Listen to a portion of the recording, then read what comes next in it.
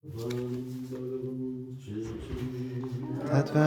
Bhagavatam Stesham Katida Pratishankramaha Tatremam Kaupasiram Kausvitanushirate. Translation. O sage, tell me how are the different kinds of dissolution of this world. During the cosmic dissolutions, which are the entities who will sleep with the Lord? Which ones are those who will assist him? Purport. Srila Vishwanath Chakravarti Thakur says, questioning the sage Maitreya about the practice of devotional service in order to get rid of all the false conceptions on the topic, Vidura asks now questions about the distraction of the material world. With each exhalation, the Lord Karanodakshai Vishnu sees appear from the pores of his skin an infinity of material universes. Then, with each inhalation, these same universes enter again in him. Such is the duration of these universes. When there is total destruction, the conditioned souls who are inhabiting the different universes will become non-manifested and will delve into sleep. Then, at the time of the new creation, they are put back into action through inside the universe for them to inhabit it. However, this destruction never touches the abodes of the Lord, neither his associates, because they are eternal. It is said in the Kashikanda, Na Chyavantehi Mad Bhakta Mahatmyam Prayavapadi. My devotees are not destroyed during the moment of the final destruction of the universe.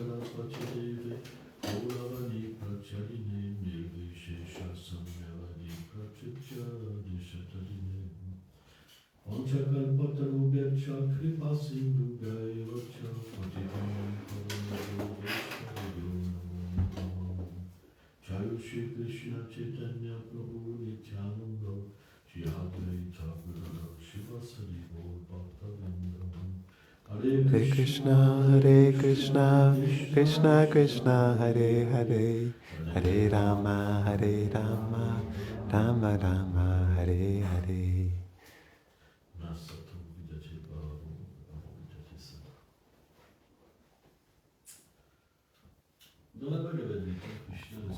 In the Bhagavad Gita, Krishna explains that the sages, through their own experience, they can understand what is eternal and what is temporary. The Lord, the soul, are eternal. That is why that which connects the living entity to the Lord is also eternal. However, everything that is in the material universe is temporary. It is manifested and it is not manifested at a certain point in time. So the purport explains in which way it is done. Now we must understand that there exist different paths according to the consciousness of the living entities, which are divided into three: karma, jnana, and bhakti. So karma is fruitive activity. When a person desires to stay in the material universe, and jnana is the action that is performed to obtain liberation. But this liberation, the impersonal liberation, does not include the eternal truth of the living entity. That is why the fruitive activity, karma and jnana, they're not considered as something that will reveal through this process, this connection, this relationship that is eternal. So, of course, they are manifested and non-manifested in each creation and destruction, so we can consider that as a form of eternity, but they don't manifest the eternal reality of the living entity, and we speak about the power, because since these paths, they bring the living entity into a conception of forgetfulness of the form of the Lord, His name, and His qualities and His pastimes. So, the Acharyas, what did they say? That only devotional service. That is why only devotional service is eternal. As long as we don't observe the rules of devotional service through the instructions of the Acharyas, we cannot awaken our eternal reality. That is why the Lord, He comes in this material world. Although the knowledge that He gives in each age, it can be interpreted and forgotten throughout the years. So it seems that this knowledge has disappeared, and I'm giving it back to you. This is what He says to Arjuna. But this wisdom, simply the Supreme Lord can give it, because nobody can give it. Because when there is creation, He existed before, and nobody can understand who He is. That is why, unless He reveals Himself, devotional service cannot manifest itself. That is why He comes in the material world. He comes to manifest His pastimes, but to allow, to give His mercy. And this is what is important, because the mercy of the Lord, what is it? It is the love that He has for us. And this can be understood through the mercy of His devotees. Why? Because the associates of the Lord, like Srila Prabhupada, when they are sent in the material world, they are inhabited with a feeling that is special. It is this desire of Krishna to bring back His lost servants. Why we say lost servants? Because the relationship that unites the living entity to Krishna is eternal. So, it is within us, but it is covered because we don't want it. It is just only because we don't desire it. It's this condition of forgetfulness. It comes through the desire that we have to be independent of the Supreme Lord. We think that we are devotees. We think that we have surrendered everything, but in fact it is not. Because deep within us, it stays some remnants of independence are present. And it is because of this independence that the Lord will not reveal this eternal relationship, because our desire to be far away from Him, it is stronger than this desire to love Him. So we could tell ourselves, how can we say this? I live in a temple, I chant, I just worship the deities, I cook, I do this, I do that. But let us analyze in which way we serve, in which way we cook, in which way we worship. Please sit properly, because otherwise you'll fall asleep. If you don't put yourself properly, you will sleep. It's a principle. So, when we perform devotional service, we must perform it with special feelings. In which way we enter, in which way we dress the deities, in which way we dress them, in which way we cook, with which feelings did we meditate before. Oh, I will take this, that, that. It will be so sweet for him. We don't do this. We don't choose rings, earrings with feelings, by feeling how Krishna will love it or not love it, like it. Because he will give us his feeling. Today I don't want this, today I want this.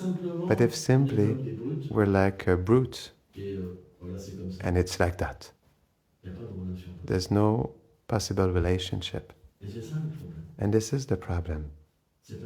It is because we do devotional activities, but that are directed only towards ourselves and not towards Krishna. And that is why there's no relationship. That is why there's no advancement. Because we never ask ourselves the question, what does he need? Which kind of sweetness he needs? Which feeling he needs? In which way I must present myself? Never we think like that. We enter like a brute on the altar and nothing happens. So, to be able to progress, absolutely we need to establish a relationship. It's really important. Otherwise, in this life, we won't be able to develop love, and we'll have to come back in the next life.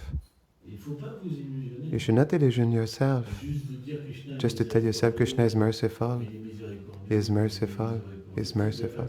There's not only that, it's too easy. Some they cry to be engaged in devotional service and they do whatever. They cry, but they do whatever on the side. So, we must really have this relationship. Otherwise, nothing will happen. You will obtain only a burden in your activities. And that is why the devotees, they can even become atheists at a certain point. Because when Krishna, he says in many places, Bhaktimama Vijanati, that he reciprocates simply with love. It is because it is something that is important. It's not a phrase like that he said. Patram pushpam param toyam. If I'm offered a flower, a fruit, water, if it is offered with devotion, I will accept it. No. It's just said in this way. We don't ask ourselves questions. And this is a big problem. It is ignorance, in fact. For example, when the demons, they were over the devas in their fights. Because sometimes Indra, he has a form of pride where he can offend his sages like Brihaspati. And when we offend the Guru, when we offend the Guru, we lose our power. We lose all power of the mercy. And the Devas, they can become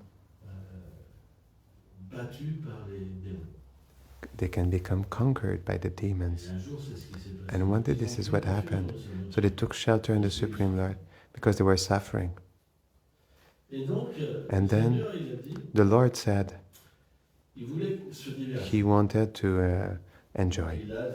So he said, unite with the demons to churn the ocean of milk, and I will make appear the nectar, and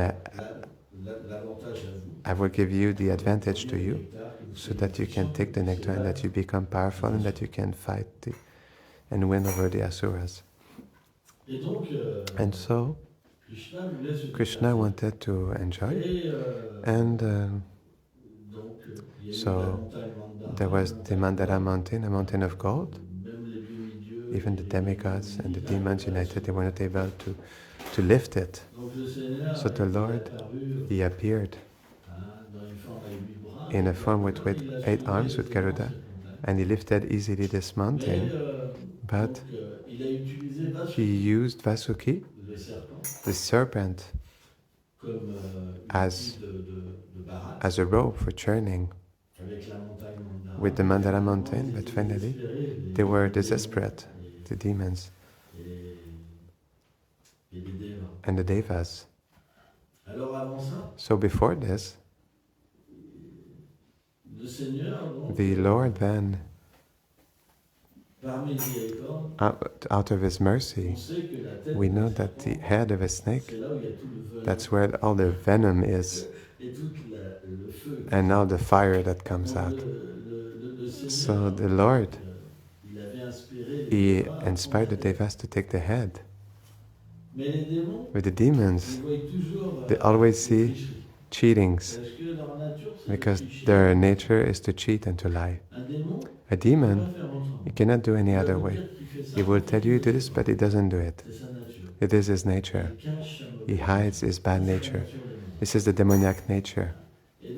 And so, since they have the habit of doing this, what did they think? They thought that the devas were cheating them, because they were taking the best part and they were leaving them the worst part, the tail. So they, how to say, they spoke saying that no, we prefer the head. And so when they were churning, the demons, they were getting burned by the snake. They could not tolerate it anymore. And even the devas, it was so powerful, in fact, the poison that Vasuki was emitting, that even the devas, they were like intoxicated, disturbed by the poison. So, at the same time, the Mandara mountain was disappearing in the ocean, and they were not able to. They were all completely lost in desolation and desperation, the demons and the devas. And so the Lord, He took the form of Kurma. He came under a form, special form of a tortoise that was, I don't know, it was like 1,000,000 and such kilometers, 1,800,000 kilometers large. And so he went into the ocean of milk and he put on his shell, he bore on his shell the Mandara mountain, and the Lord took another form also for the mountain to stay in the axle. And then they started to churn. And so the Lord, He gave ignorance to the asuras. Vasuki with passion, and the devas with goodness, so that they can in fact perform this action. While ignorance, it is interesting, it was given to the demons. It is why ignorance? Because in ignorance, we cannot really realize that we suffer. So when they were invested with the power of ignorance, the demons started, they could not understand that they were suffering. It's interesting, no? And so, from there, every wonderful thing started. They received medicinal herbs, and all wonderful things started to appear from the ocean of milk, like Apsaras, like Airavata, the elephant of Indra,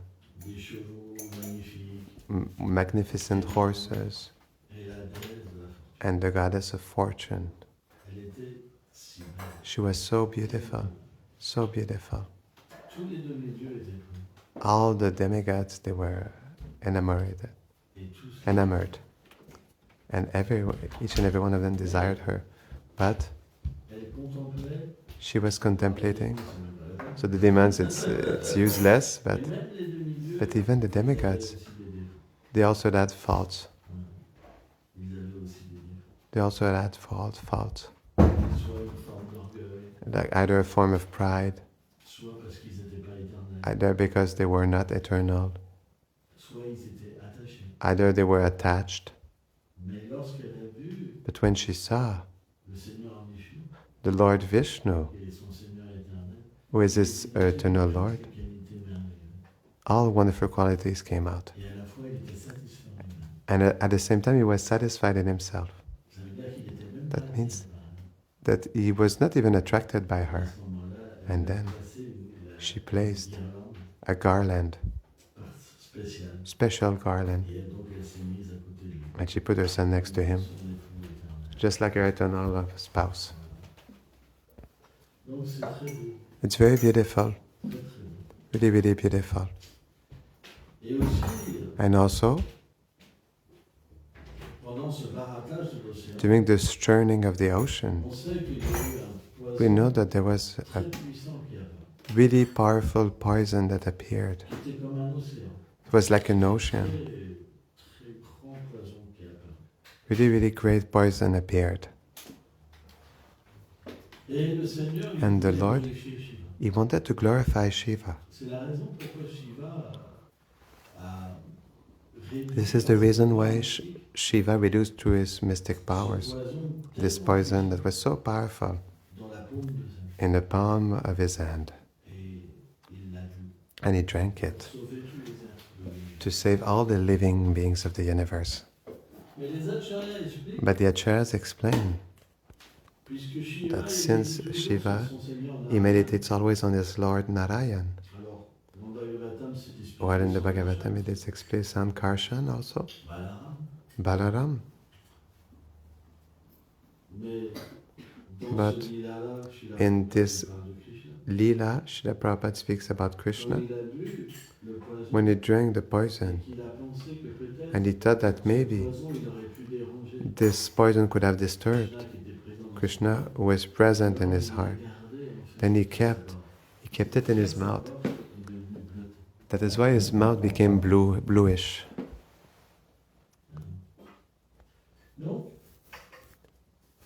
So, this devotional service, when we performed it, with feelings that are mixed, then we can not develop pure spiritual feelings. For example, the demons, they simply want power. They're not devotees of the Lord. And the devas, they're not pure devotees.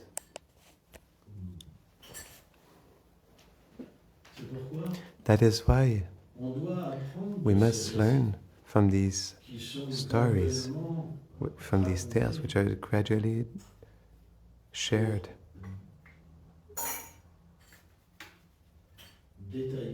to detail how the Lord is affectionate towards his devotees, towards all living entities. In which way? He makes special arrangements. For example, for the devas to fight with the demons, because after there's a whole story with Mohini Murti who appears, who will subjugate the demons because they took the nectar, and then Dhanvantari appeared from this ocean of milk.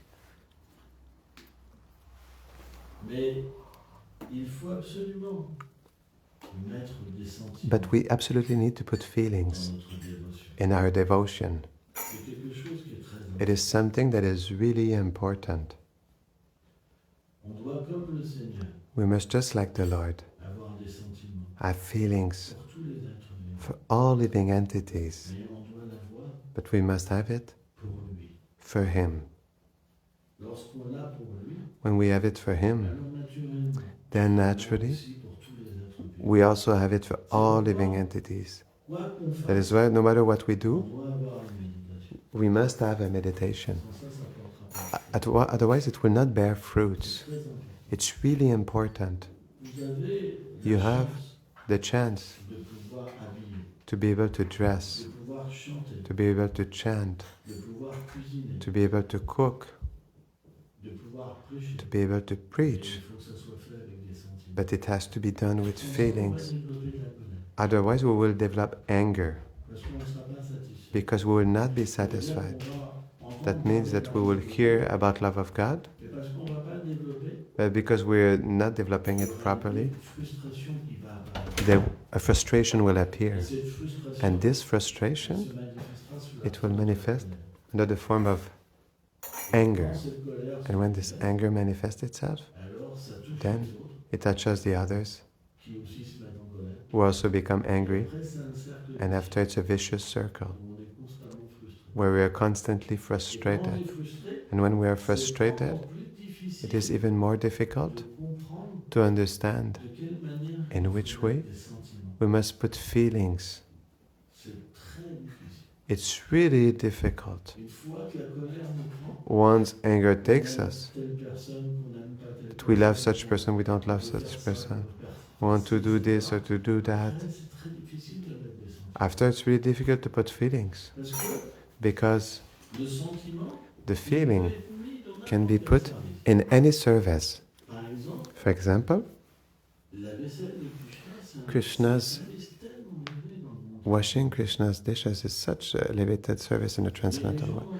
But people in the material world, they think it is the lowest service. There are servants of Radharani who wash the dishes.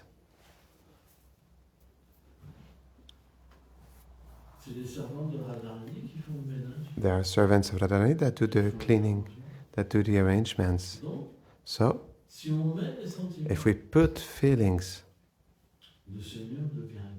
the Lord becomes attracted because we do it for Him.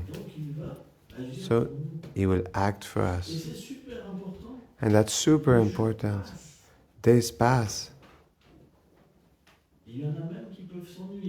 Even some, they can get bored not doing anything. I see some. They do nothing. I see them outside. Sometimes they do nothing. They have time, they don't chant, they do nothing. They count the number of birds. No. We should have constant feelings for the Supreme Lord. It is important. No matter what we do, we should be with Him. It's really important.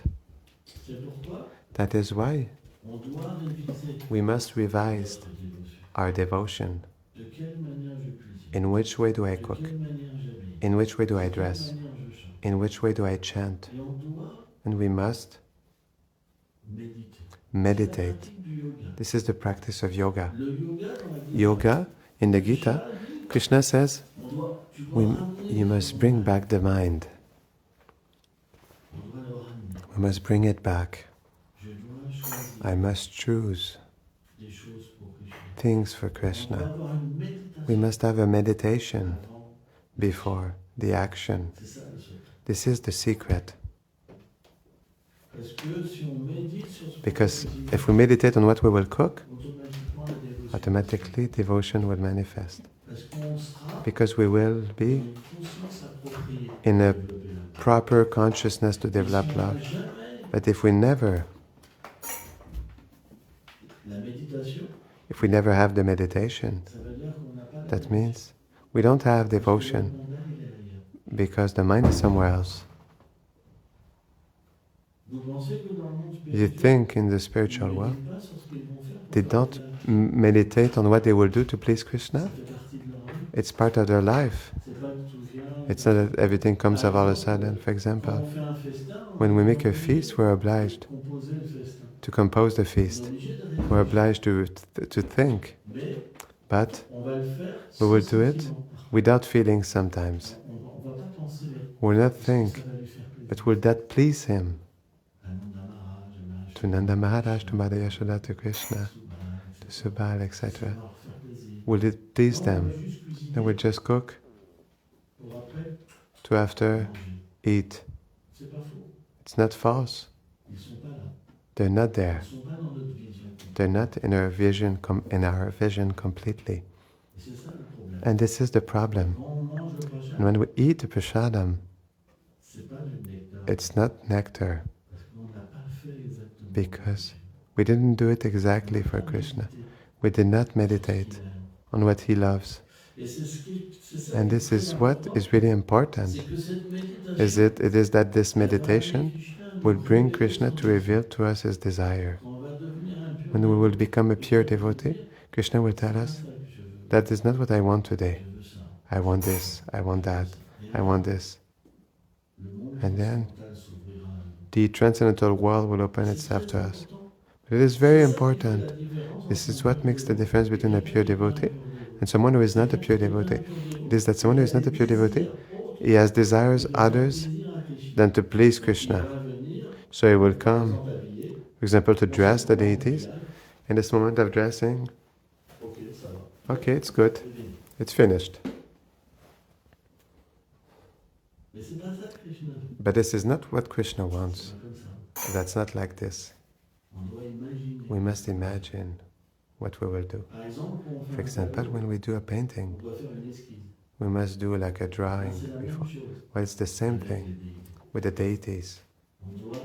We must conceive the things before, and we will receive the inspiration from Krishna. And then everything will put itself into place with feelings. Why? Because already physically it is more difficult. Worship is always on internal plane and a physical plane. If you do the physical, it's not complete. There's an internal worship and there's an external worship.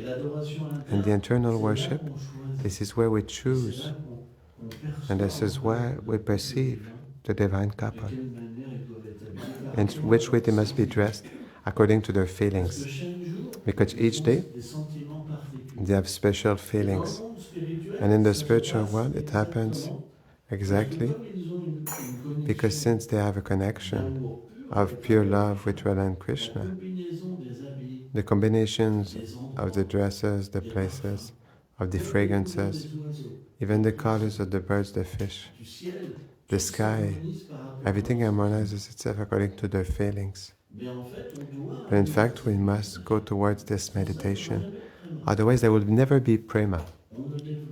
We will never develop spiritual feelings by only doing things externally. That is not possible. That is why we must meditate.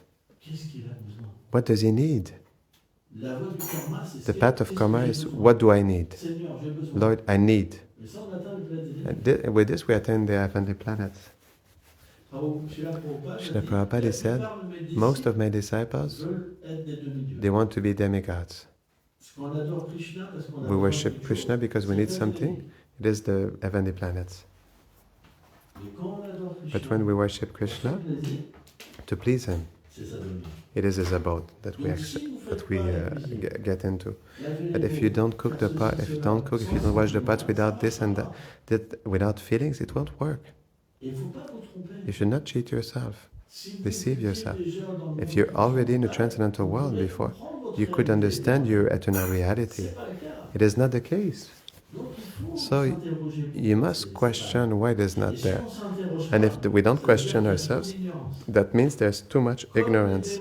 It's just like the demons who were pulling Vasuki and were getting burned. They didn't ask any questions. This is the symptom of ignorance. If we don't ask ourselves questions,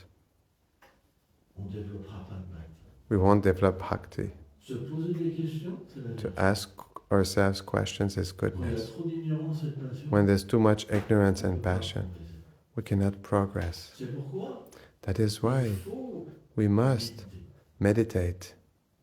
We must think. We must question ourselves. We must inform ourselves. We must study. If there's no study, you cannot understand what Krishna loves or he doesn't love. The Bhagavad Gita is just a basis where Krishna, he speaks about his position, the position of the soul, of time, of action, of the gunas, but we must go more in depth with the Bhagavatam, with the Chaitanya Charitamrita, and understand what he loves, what he likes, and then we must go towards his desire. Oh, what do you need? And then bhakti will come. It cannot happen any other way. So think about this. But if you have too much ignorance and passion, even if you said it in 5 minutes, you will have forgotten where you are. There will be no success. Wake up. Chief Jago, wake up. You really have to wake yourself.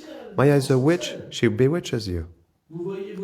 You see your father, your mother getting older, and you see yourself getting older, and you don't think you will die again and again and again?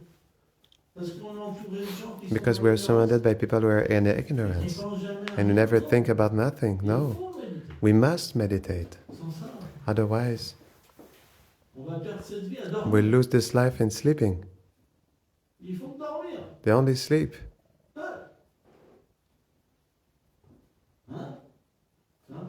It's important. The Lord, he came out in the street. He was chanting, "Wake up, wake up. You are bewitched by the witch Maya."